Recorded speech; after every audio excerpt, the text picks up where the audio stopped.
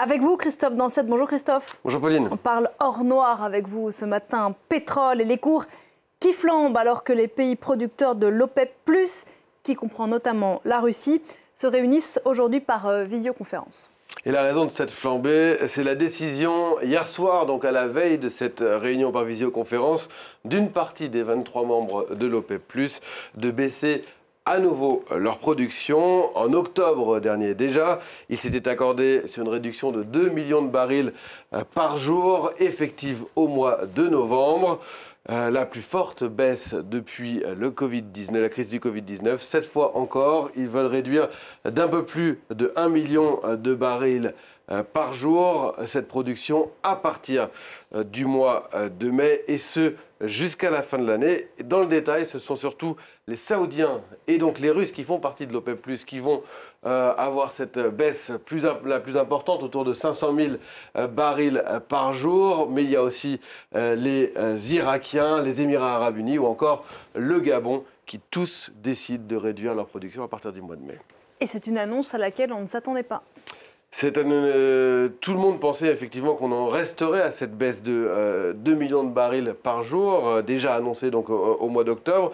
Mais visiblement, malgré la réouverture récente de la Chine, les pays de l'OPEP+ s'attendent à un certain ralentissement de l'économie mondiale dans les prochains mois, et donc des échanges, et donc moins de besoin de pétrole. La crise bancaire aux États-Unis, avec les faillites coup sur coup de 3 établissements, est venue à sonner comme une alerte. Et il faut dire que depuis quelques semaines, les prix du brut baissaient, avec un baril de Brent qui était monté jusqu'à plus de 120 $ au début de la guerre en Ukraine. C'était à partir du 24 février l'année dernière, et puis ils avaient baissé donc jusqu'à moins de 80 $ le baril pour le Brent, 75 même il y a quelques jours. Et donc là, depuis quelques heures, on a cette décision de réduire cette production. Elle avait pour but principal de faire remonter ses cours en créant une offre finalement plus rare.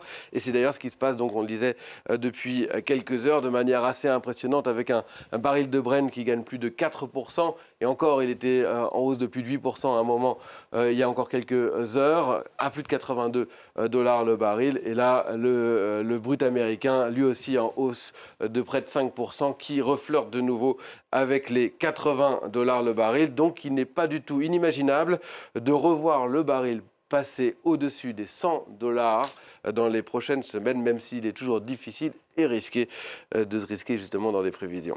Et si on en parle avec vous ce matin, c'est parce que cette décision prise loin d'ici va avoir des répercussions, Christophe, sur notre portefeuille à nous, car ça risque bien de faire grimper l'inflation.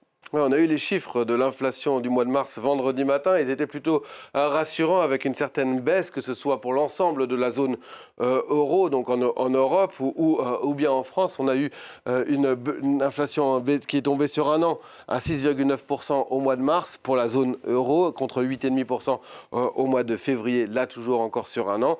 Et en France, on va voir le chiffre aussi, c'était 5,6% au mois de mars, contre un peu plus de 6% au mois de février.